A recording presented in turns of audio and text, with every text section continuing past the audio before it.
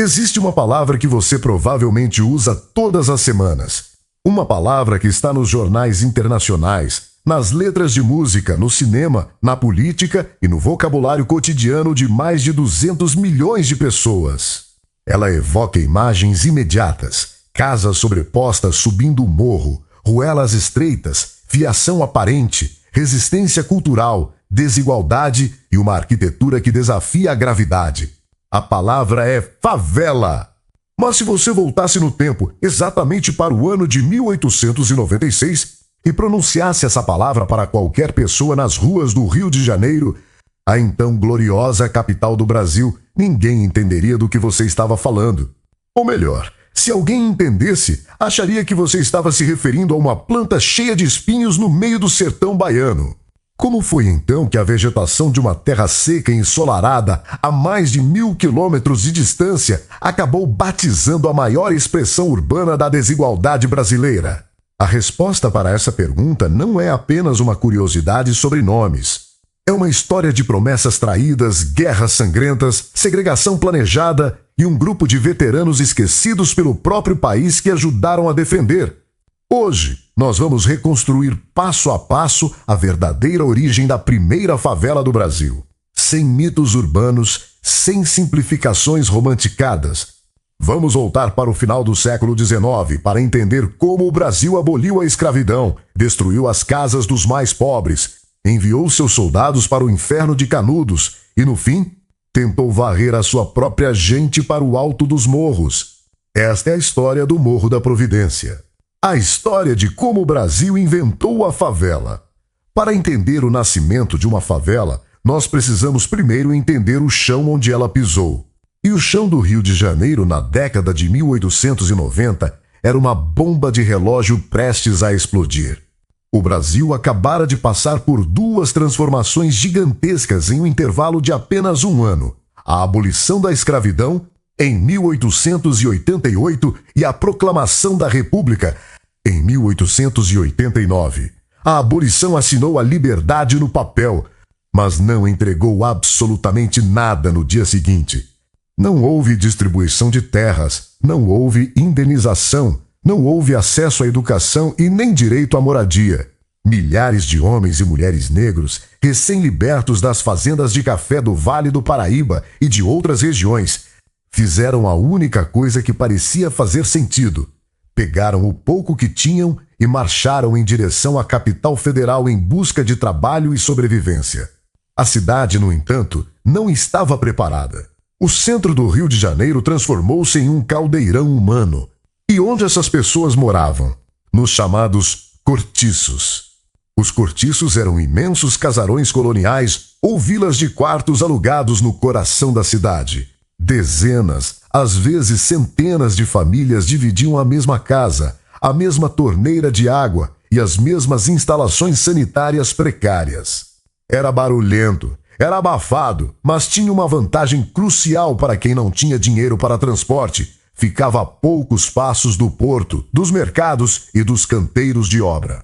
Era ali que o trabalho estava.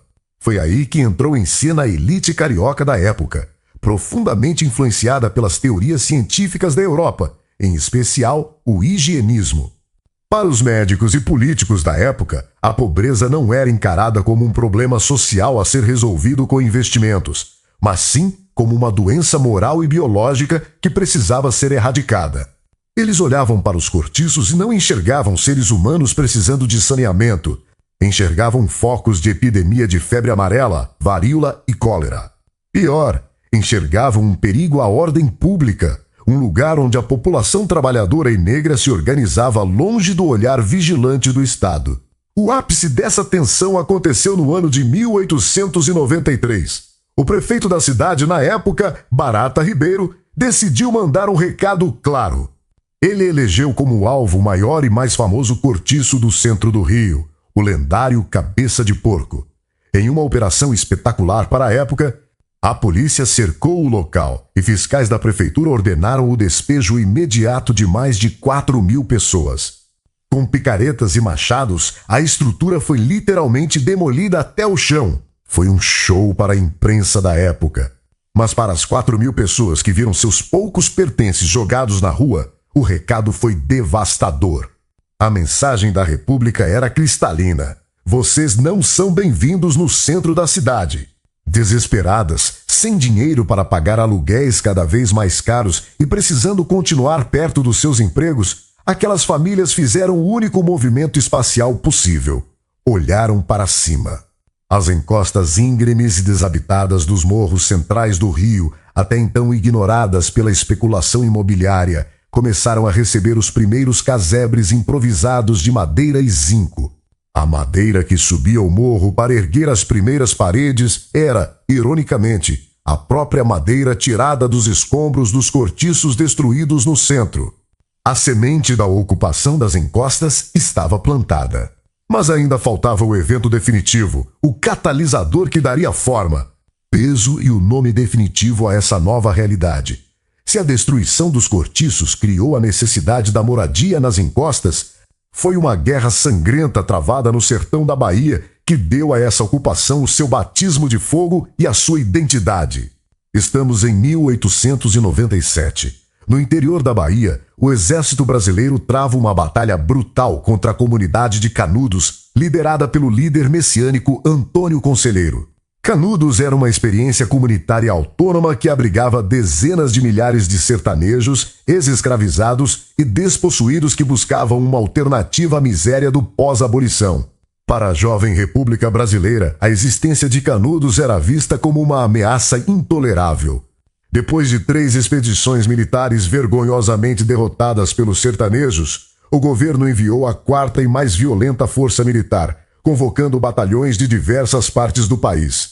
Entre esses soldados estavam milhares de homens pobres, a grande maioria negros, recrutados nas periferias e nos centros urbanos com uma promessa formal do Ministério da Guerra: venham para o sertão, vençam a guerra, e quando retornarem à capital, o governo garantirá pagamento, soldo regular e, acima de tudo, uma casa para morar.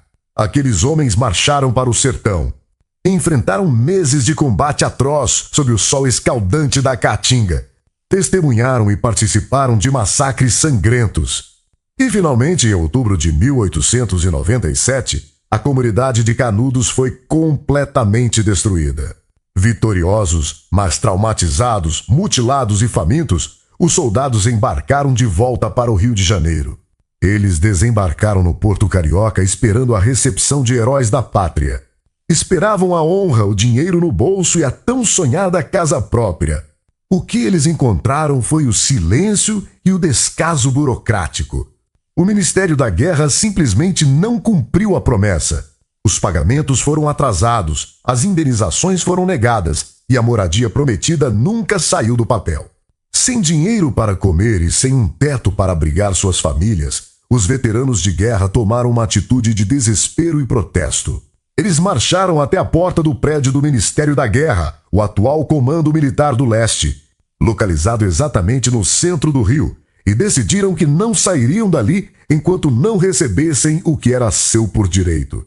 Como não podiam acampar na praça pública por muito tempo sem serem reprimidos pela polícia, os soldados olharam para o morro que ficava logo atrás do edifício do Ministério. Aquele morro era conhecido na época como Morro da Providência.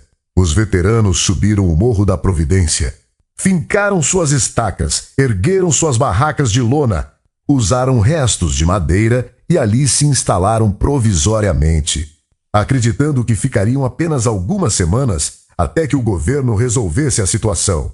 Aquele acampamento temporário de protesto militar acabaria se tornando permanente.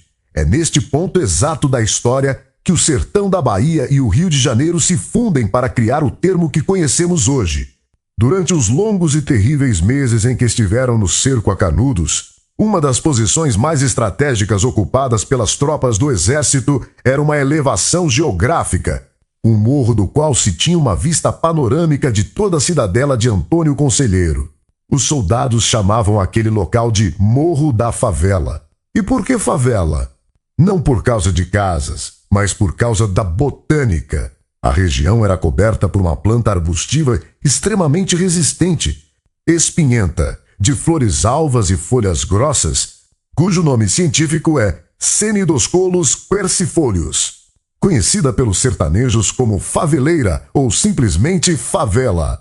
A planta favela era o símbolo daquele morro na Bahia, rústica, dura de arrancar, capaz de sobreviver à seca mais severa, mas coberta de espinhos que feriam quem tentasse passar sem cuidado. Quando os veteranos de guerra se viram abandonados no morro atrás do Ministério da Guerra. No Rio de Janeiro, a topografia íngreme, o calor, a poeira e o sofrimento daquela nova ocupação fizeram com que eles olhassem ao redor e lembrassem imediatamente do acampamento no sertão.